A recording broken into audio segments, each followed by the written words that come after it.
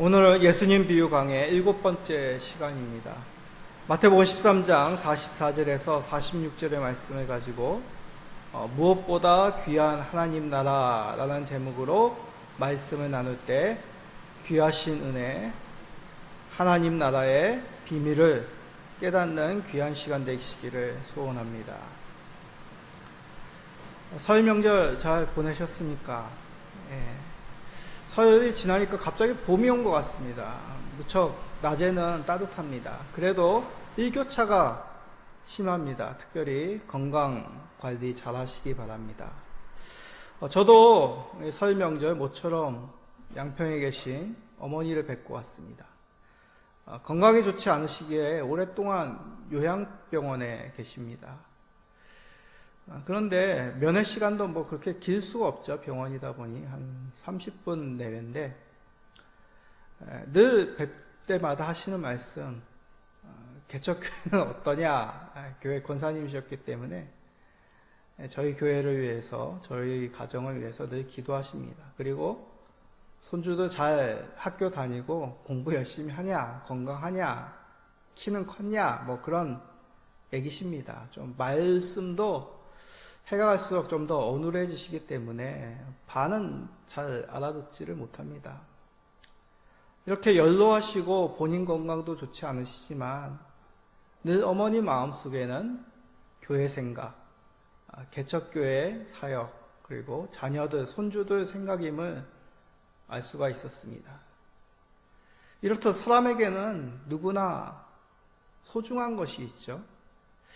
요즘 한창 동계올림픽이 열리고 있는데 선수들의 인터뷰 속에서도 이들이 무엇을 소중히 여기는지를 깨닫게 됩니다.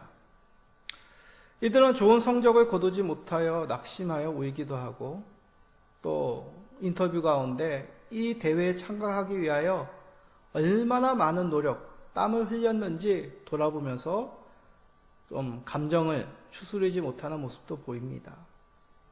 이들의 모습을 보면서 저는 과연 스포츠가 이들에게는 무엇일까 하는 생각이 듭니다. 우리에게는 그저 스포츠, 취미생활 정도가 되겠죠. 그러나 이들에게는 스포츠가 단지 스포츠가 아니었습니다.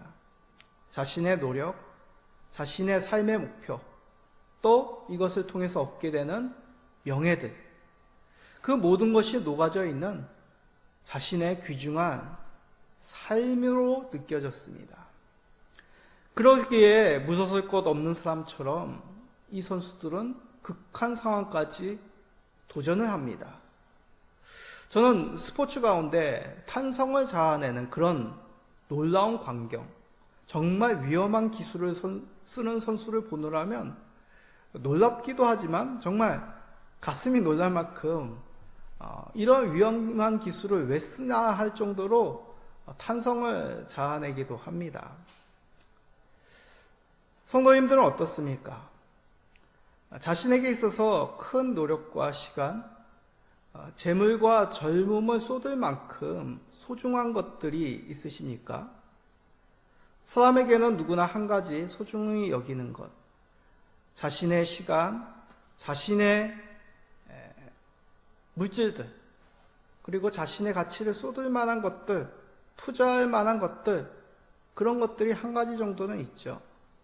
건강이 소중히 여기는 사람은 건강을 위해 많은 노력을 할 것입니다. 또 외모가 중요한 사람에게는 외모 관리에 보통 이상의 정성을 들이겠죠. 그런데 우리는 그리스도인들입니다. 그리스도인이라면 하나님 나라에 대해서 어떠한 관심, 어떠한 열정을 쏟아야 되겠습니까? 오늘 살펴볼 예수님의 비유는 바로 이 하나님 나라의 가치에 대해서 말씀하시는 내용입니다. 하나님 나라가 무엇보다도 귀하다. 그것이 바로 이 비유 가운데 감춰진 뜻입니다. 오늘 살펴볼 비유, 일명 감춰진 보화, 그리고 진주장사의 비유입니다. 이 비유를 살펴보므로 하나님 나라를 무엇보다도 귀하게 여긴다는 것이 무슨 뜻인지를 살펴봅시다. 그리하여 우리가 그 귀한 하나님 나라를 위해서 어떠한 삶을 살아야 되는지, 어떻게 소중히 여기신지를 깨닫고 하나님 나라를 더욱 귀하게 여기시는, 귀하게 섬기시는 우리 모든 성도님 되시기를 간절히 간구드립니다. 자, 오늘 이 비유, 사실 이 다음 주 시간에 살펴볼 그물 비유와 같이 묶어서 성경을 보시면 세 가지 비유라고 이렇게 단락이 묶여져 있습니다. 왜냐하면 예수님께서 천국은 무엇이다 라고 비유하시면서 짧은 이 세 비유를 연이어서 말씀하셨기 때문에 이 세 비유를 한 단락으로 이렇게 봅니다. 그런데 이 세 비유는 약간의 차이가 있습니다.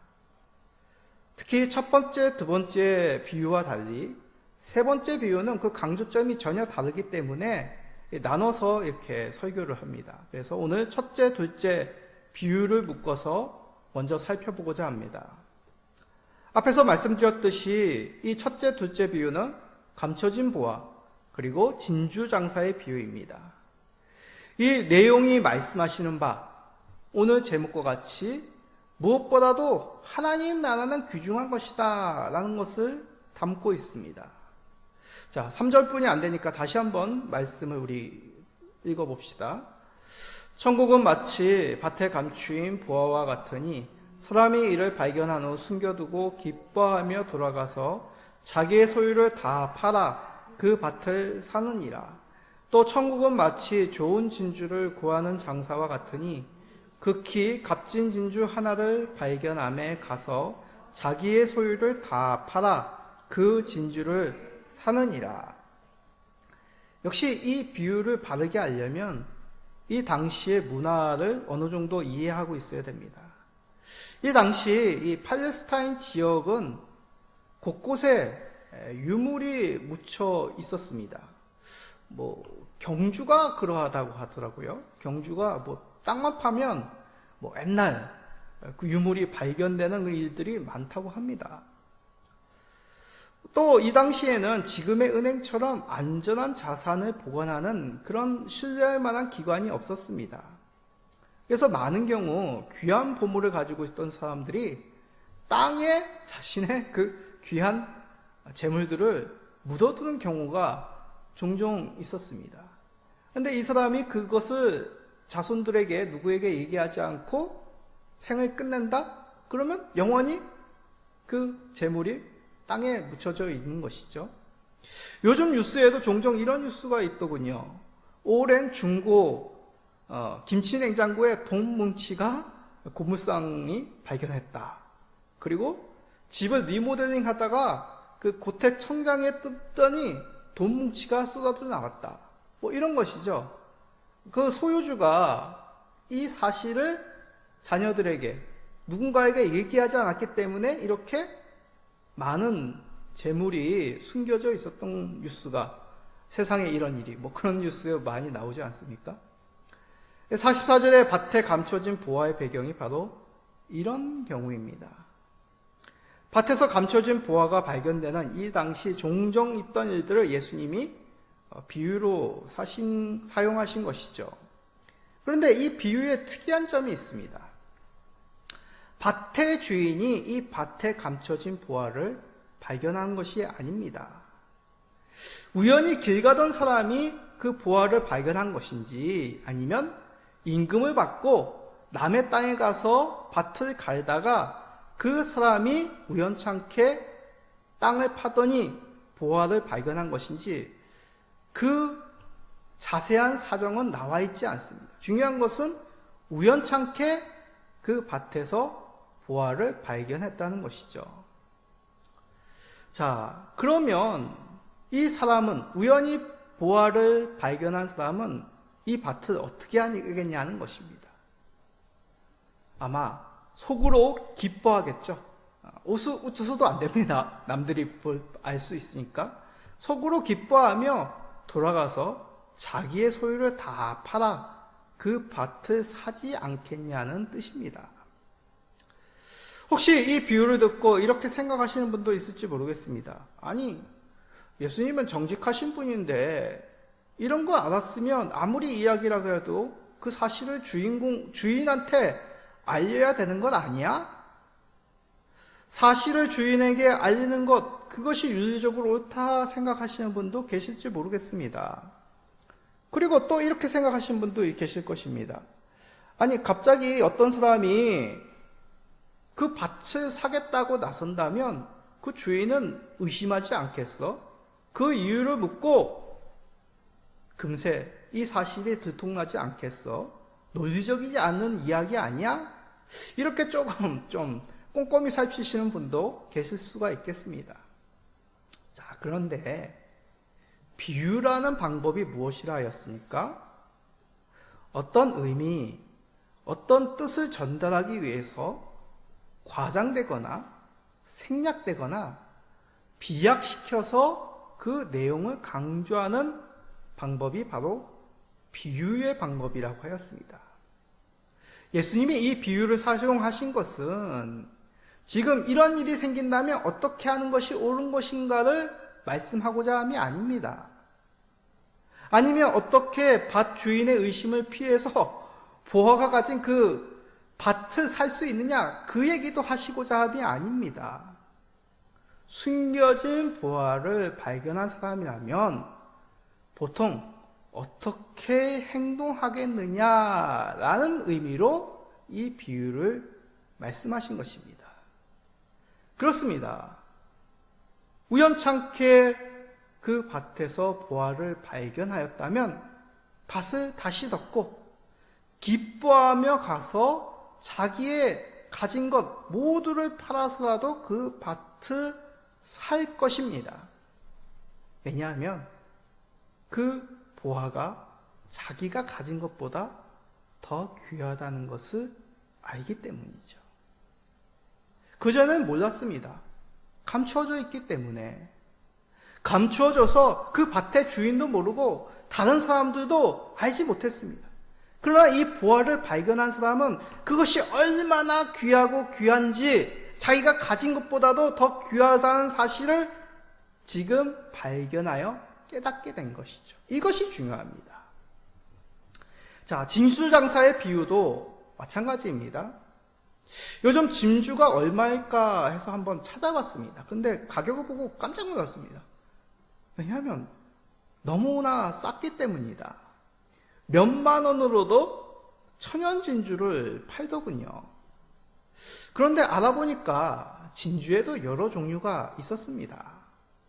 얼마나 밝은 빛깔이냐, 얼마나 또 크기가 크냐, 그리고 얼마나 이 진주가 희소한 가치를 가지고 있느냐에 따라서 가격이 천차만별이거든요. 그래서 어떤 건 몇천만 원, 그 정도는 예사였습니다. 근데 이 몇만 원짜리 진주는 무엇인가 해서 살펴보니까 양식으로 인해 가능한 가격이거든요. 진주 양식은 19세기 처음 시작이 되었다고 합니다. 그리고 상업적으로 본격적으로 이 진주 양식을 시작한 것은 20세기 들어와서 얼마 되지 않았습니다. 그러니 예수님 공생의 이 당시에 진주 장사라 하여도 좋은 진주를 발견한 것은 극히 희귀한 일이었습니다. 정말 귀하고 귀한 보석을 발견한 일생일대에 단 한 번 있을까 말까한 사건이란 것이죠. 이 귀한 진주를 발견한 진주장사 어떻게 하겠습니까? 자기의 소유를 팔아서라도 이 진주를 사려고 할 것입니다. 왜냐하면 이 정말 희귀한 진주를 왕이라든지 아주 돈이 많은 부자, 지위가 높은 사람들은 이것을 정말 많은 대가를 지불해서라도 이 귀한 희귀한 진주를 사려고 하기 때문입니다. 이 희귀한 진주의 가치를 아는 것이죠. 자, 예수님의 이 비유를 들어 말씀하시는 바가 무엇이겠습니까? 그렇습니다.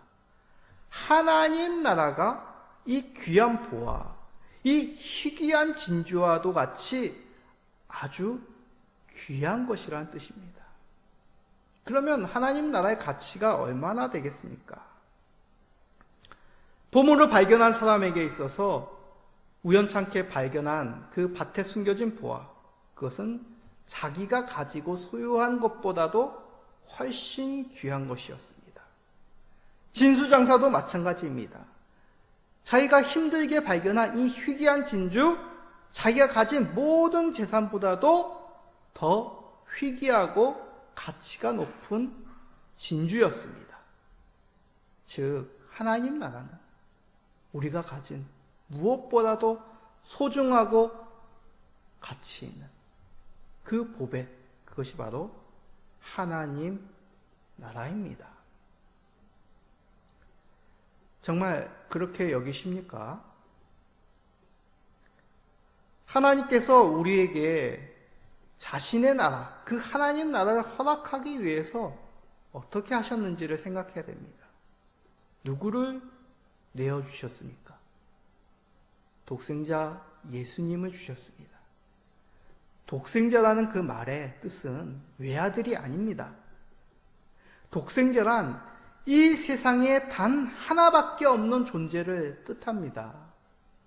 예전에 둘이었는데 지금 하나다, 그런 뜻이 아닙니다. 나중에 또 하나가 생길 것이다, 그런 의미도 아닙니다.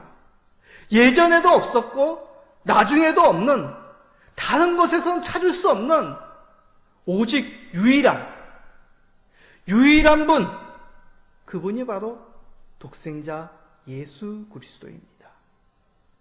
독생자는 하나님의 권세를 이어받을 세상을 통치하실 하나님이란 뜻입니다. 아버지 하나님의 권세를 이어받아 세상 만물의 주인이시고 세상 만물을 창조하시고 세상 만물을 심판하실 왕 중의 왕이란 뜻입니다. 그런 단 하나뿐인 존재이신 독생자 예수 그리스도를 우리에게 허락하신 것이죠. 우리가 하나님 나라에 들어오게 하시기 위하여 아낌없이 희생제물로 주셨습니다. 우리가 하나님을 거부하고 하나님을 믿지 않고 하나님을 사랑하지 않았던 그 죄된 모습 속에서 우리를 구원하시기 위하여 죄 없으신 우리 예수님이, 독생자 예수님이 죄의 희생의 제물로 드려진 것이죠. 무엇보다도 아버지 하나님이 사랑하셨던 독생자 예수님, 우리가 하나님 나라 백성 되도록 하시기 위하여 십자가에 내어 달리게 하셨습니다. 그러기에 그 하나님 나라의 가치는 어떠한 것이겠습니까? 예수님은 이에 대해서 이렇게 말씀하십니다. 우리 다 같이 읽어봅시다. 마태복음 16장 25절입니다. 사람이 만일 온 천하를 얻고도 제 목숨을 잃으면 무엇이 유익하리요? 사람이 무엇을 주고 제 목숨과 바꾸겠느냐? 자, 이 말씀은 제자들에게 하신 말씀입니다. 제자들에게 예수님을 따르는 것이 얼마나 소중한 일인지, 얼마나 가치 있는지를 말씀하는 것이죠. 천하를 얻어도 예수님을 믿지 않는다면, 예수님을 통하여 구원을 받지 못한다면 무엇을 주고 그것을 대신할 수 있겠느냐? 목숨이 너에게 중요하지 않겠느냐? 생명이 중요하지 않겠느냐? 하나님 나라가 예수님이 중요하지 않겠느냐라고 말씀하신 것이죠. 예수님이 곧 아버지께로 가는 길이고 하나님 나라에 들어갈 수 있는 문이십니다. 예수님께서 우리를 초대하셔 하나님 나라의 백성으로 삼으셨으니 무엇과도 바꿀 수 없는 보아요, 무엇과도 바꿀 수 없는 귀한 진주와도 같은 것이죠.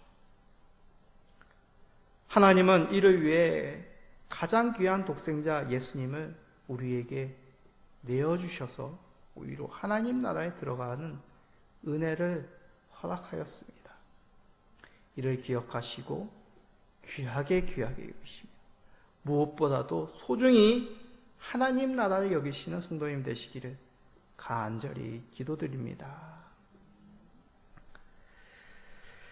자, 그런데 이 두 비유에는 약간의 차이가 있습니다. 다시 한번 말씀해 볼까요? 제가 읽겠습니다. 천국은 마치 밭에 감추인 보와 같으니 사람이 이를 발견한 후 숨겨두고 기뻐하며 돌아가서 자기의 소유를 다 팔아 그 밭을 사느니라. 또 천국은 마치 좋은 진주를 구하는 장사와 같으니 극히 값진 진주 하나를 발견하며 가서 자기의 소유를 다 팔아 그 진주를 사느니라. 자, 감추인 보화, 그리고 진주장사의 비유. 이것을 얻게 되는 사람 중심적으로 볼 때 어떤 차이가 있을까요? 이 감추인 보화를 발견한 사람, 이게 길 가다가 우연히 발견한 것인지 아니면 그 임금을 받고 그 밭을 주인 대신 갈고 있는 사람인지는 알 수 없습니다. 그러나 우연찮게 보화를 발견한 사실인 것은 확실합니다. 이 사람이 매일매일 길을 가다가 두리번거리면서 어디서 보화를 일확천금을 발견할까, 그렇게 살았는지는 모르겠습니다. 주인의 밭을 돈을 받고 갈면서 오늘은 이 땅에서 뭐가 나올까, 그렇게 매일매일 생각했는지는 모르겠습니다. 이 비유에는 이 사람이 우연히 이 보화를 발견한 사람으로 나옵니다. 자, 반면에 진주장사는 어떻습니까?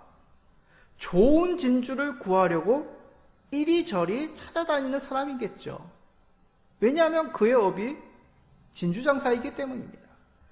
진주를 사서 더 높은 값으로 귀한 그것을 원하는 사람에게 파는 사람이 바로 이 직업이죠. 아마 이 귀한 진주를 찾기 위해서 동네방네 아니면 먼 이국 땅까지 가서 때로는 목숨을 걸고서라도 그 위협과 강도로부터 이 진주를 지켜내고 찾기 위해 극히 노력했던 사람일 것입니다. 자, 이 감추인 보화, 좋은 진주, 어떤 의미라고 하였습니까? 귀한 하나님 나라라고 하였죠. 그렇게 대입해 보면 이 두 사람의 차이가 극명하게 드러납니다. 우연찮게 감추인 보화를 발견한 사람은 하나님 나라에 별로 관심이 없던 사람입니다. 영생에 있는지, 하나님 나라가 있는지, 하나님은 살아계신지, 인생을 살면서 그런 거에 대해서 별로 신경 쓰지 않는 사람에 불과한 것이죠. 반면에 진주장사의 비유 속에는 어떻습니까? 하나님 나라가 어떻게 우리에게 임하는지, 하나님 나라에 들어가려면 어떻게 해야 되는지, 하나님 나라가 과연 어떠한 모습인지 그 진리를 찾기 위해서 그는 늘 마음속에 그 짐을 가지고 있었던 사람일 것입니다. 어떻게 하면 구원을 얻을 수 있을까? 그 질문을 품고 사는 사람은 보통 뭐라고 얘기합니까? 구도자라고 하죠. 도를 구하는 사람. 도를 얻고자 그 진리를 찾아 헤매는 사람들도 종종 있습니다. 자, 그런데 하나님 나라는 어떻게 주어집니까? 찾아 헤맨다고 얻는 것이 아닙니다. 반대로 별 관심 없다고 해서 하나님 나라에 들어가는 기회가 주어지지 않는 것도 아닙니다. 구원은 참으로 알 수가 없는 것이죠. 그런 유머가 있습니다. 하나님 나라에 가면 세 가지로 놀란다고 하죠. 제가 한번 얘기한 것 같기도 합니다. 하나님 나라에 올 수 없는 사람이 하나님 나라에 있어서 놀란다고 합니다. 이 사람은 하나님 나라에 과연 들어갈 수 없는 사람이야. 근데 하나님 나라에 들어가 있는 것입니다. 두 번째는 이 사람이라면 당연히 하나님 나라에 있을 거야. 그렇게 생각했던 사람이 하나님 나라에 없어서 놀란다고 합니다. 마지막은 뭘까요? 나 자신이 하나님 나라에 들어갔다는 사실이 놀라운 것이죠. 저도 이 세 번째에 해당되는 거 아닌가 생각이 됩니다. 내 모습이, 내 삶이, 내 행위가, 내 말이, 내 마음이 과연 하나님 나라에 들어갈 의의가 있을까? 은혜 안에서는 감히 제가 하나님 나라에 들어갈 수 없는 것이죠. 그러기에 하나님 나라는 우리의 뜻으로, 때로는 우리의 노력으로도 주어지지 않기도 하고, 이 말은 바꿔 얘기하면 하나님 나라가 누구에게나 불현듯 허락되는 은혜이기도 하다는 뜻입니다. 하나님 나라를 간절히 찾는 자에게도, 반대로 이에 대해서 전혀 생각지 못하는 자들에게도 불현듯 알려줄 수 있는 그런 하나님의 은혜임을 우리는 반드시 기억하고 있어야 합니다. 우리에게 하나님 나라는 어떻게 허락되셨습니까? 구원은 전적으로 하나님의 은혜요 소관이죠. 생각지도 못한 자를 회개시켜 주의 나라에 들이시기도 합니다. 구원자의 손길을 갈구하는 자에게 예수 그리스도만이 참된 주임을 깨닫게 하시고 눈을 뜨게 하셔서 주로 고백해 하시기도 하시죠. 오직 은혜입니다. 바울 사도도 이런 경우죠. 그래서 그는 로마서를 통하여 이렇게 고백합니다. 로마서 5장 2절입니다. 또한 그로 말미암아 우리가 믿음으로 서 있는 이 은혜에 들어감을 얻었으며 하나님의 영광을 바라고 즐거워하느니라. 예수 그리스도로 말미암아 그의 공로로 말미암아 믿음에 서 있는 은혜를 얻었다라고 말합니다. 하나님의 섭리요 하나님의 영광이죠. 우리의 신분이나 우리의 열정이 아닌 하나님의 은혜로 말미암아 하나님의 섭리로 말미암아 우리가 구원을 얻었음을 하나님 나라를 얻었음을 감사히 여기며 그 영광을 우리 예수님께 독생자 우리 예수님께 돌리시는 모든 성도님 되시기를 간절히 부탁드립니다. 그러면 질문이 생깁니다. 우연히 구원을 얻은 사람이나 구원을 찾아 헤매다가 얻게 되는 사람이나 하나님 나라에 들어감이 이렇게 허락된다면 전적으로 하나님께만 그 권세가 있다면 하나님 나라를 찾는다는 것이 별 의미가 없는 것 아닙니까? 애써서 힘써서 우리가 하나님 나라에 대해서 알 이유가 없지 않습니까? 라는 질문을 혹시나 하시는 분이 계실 수 있겠습니다. 그래서 이 비유에는 깊은 뜻이 담겨져 있습니다. 보화를 뜻하지 않게 발견하던, 간절히 찾다가 드디어 값진 진주를 발견하던 그 다음은 무엇입니까? 자신의 모든 것을 팔아 이 값진 보화를, 이 희귀한 진주를 사는 것입니다. 이것이 이 비유의 핵심입니다. 다시 말해 자기의 소유보다도 이 보화가, 이 진주가 가치가 있기 때문에 아낌없이 자신의 것을 들여서 이것을 소유하려고 힘쓰는 것이죠. 샀다는 얘기는 바꿔 얘기하면 팔았다는 사람도 있습니다. 이 두 비유 다 파는 사람이 등장하죠. 밭에 숨겨진 보화를 알지 못하는 이 밭의 주인은 이 밭을 팝니다. 귀한 진주의 진정한 가치를 알지 못하는 그 진주를 캤던 사람인지는 알지 못하나 이 진주를 파는 사람이 등장하죠. 이들은 밭에 보화가 있는지 알지 못하였고 진주의 가치를 알지 못하 팔아버린 사람입니다. 가치를 몰라 팔아버려 손해를 입은 사람이죠. 이렇듯 예수님의 이 짧은 비유에도 하나님 나라에 대하여 다르게 대하는 두 부류의 사람이 나옵니다. 한 부류는 자신의 것을 전부 내어 그 귀한 보배, 그 귀한 진주를 사는 사람이 있습니다. 아낌없이 대가를 지불하는 사람이죠. 대표적으로 제자들이 있습니다. 이들은 주를 위해 자신의 무엇보다도 더 소중히 여겨 자신의 삶을 주님께 걸어 그를 따랐던 사람들이죠. 반면에 바리새인으로 대표되는 대부분의 유대인 무리는 어떻습니까? 예수님을 메시아로 믿지 않았습니다. 오히려 하나님이 주신 이 독생자 그리스도를 이방인의 손, 로마 군인의 손에 팔아버리죠. 자신들에게 찾아온 메시아, 예수님이 누군지를 알지 못하여, 그분의 가치를 알지 못하여 영접하지 않은 대부분의 사람이 있습니다. 우리는 이 가운데 어느 부류에 속합니까? 보화가 숨겨진 밭의 가치와 귀한 진주의 가치를 알고 자신의 것을 아낌없이 내어서 이것을 소유하려는 사람입니까? 아니면 진정한 가치를 알지 못하여 홀대하는 사람입니까? 예수님은 이에 대해서 이렇게 말씀하십니다. 자, 우리 마태복음 19장 29절 다 같이 읽어봅시다. 또 내 이름을 위하여 집이나 형제나 자매나 부모나 자식이나 전토를 벌인 자마다 여러 배를 받고 또 영생을 상속하리라. 이 말씀을 많이들 오해합니다. 결코 부모와 가족을 버리라는 뜻이 아닙니다. 이들보다도 더 귀하게 예수님을 여기는 것이 옳다라는 뜻이죠. 자, 불신 가족 가운데 믿음 생활하신 분들 많은 핍박을 당했을 것입니다. 저도 어머니가 핍박받는 것을 보았습니다. 그런데 그 사람들이 불신 가족들이 핍박한다고 가족을 버리지 않습니다.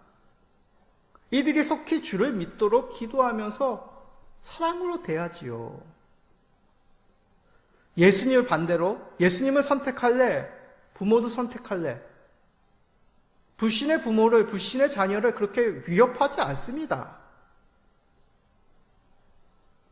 많은 믿음의 1세대들이 불신 가족으로 버림을 받았고 집에서 쫓겨나기도 하였지만 그들이 부모에 대한, 자녀에 대한, 가족에 대한 애정은 늘 그 속에 품고 안타까워하며 기도하고 어떻게 해서든지 부드럽게 그들의 마음이 열리도록 갖은 애를 쓰죠.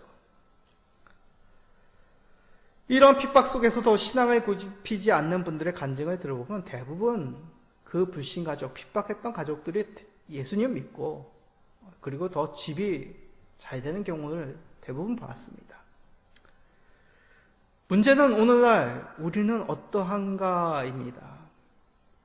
우연히 밭에서 보화를 발견한 사람처럼 우리에게 뜻하지 않게 복음이 허락되었습니다. 그 구원의 예수님을 인해서 우리는 기뻐해야 합니다. 이를 위해서 우리는 어떠한 대가도 지급하며 주를 따라가기에 힘써야 되겠죠. 우리가 평강을 갈구하는, 우리 가운데 참된 은혜와 복이 넘치기를 갈구하는 마음으로 그 해답이 예수님께 있음을 발견한 사람도 있습니다. 예수님이 누구신지 하나님을 통해서 그 얻는 기쁨으로 자신의 시간, 자신의 정성, 때로는 물질도 아낌없이 내어드리는 것이 옳지 않겠습니까? 예수님이 말씀하셨습니다. 나도 너 주여 주여 하는 자마다 다 천국에 들어갈 것이 아니요 다만 하늘에 계신 내 아버지의 뜻대로 행하는 자라야 들어가리라. 이 말씀 다른 말씀이 아닙니다. 제자들에게 하신 말씀입니다. 결코 행위 구원으로 너가 하나님 나라에 들어간다 그 말씀을 하는 것이 아닙니다. 구원을 얻은 자라면, 천국을 얻은 소유자라면, 영생을 그 귀한 보배를 얻은 자라면 합당하게 반응을 보여야 되지 않겠느냐? 그 반응이 무엇입니까? 귀한 보배를 발견하여 기뻐하여 이것을 얻기 위하여 자신의 것을 전부 내어놓는 사람과 같이 하나님 나라를, 예수님을 귀히 여기는 삶입니다. 그리하여 오늘보다 내일은 더욱 하나님 말씀에 순종해야지 결심하며 발버둥을 치는 삶을 사는 것이죠. 내 자신이 그리고 우리 성도인 모두가 이렇게 되기를 소원합니다. 우리가 소유한 무엇보다도 하나님 나라를, 우리 예수님을 가치 있게 여기시고 존귀히 대하시는 하나님을 위하여, 예수님을 위하여 아름다운 그 하나님 나라를 위하여 사시는 모든 성도님 되시기를 예수 그리스도의 이름으로 축복드립니다. 아멘.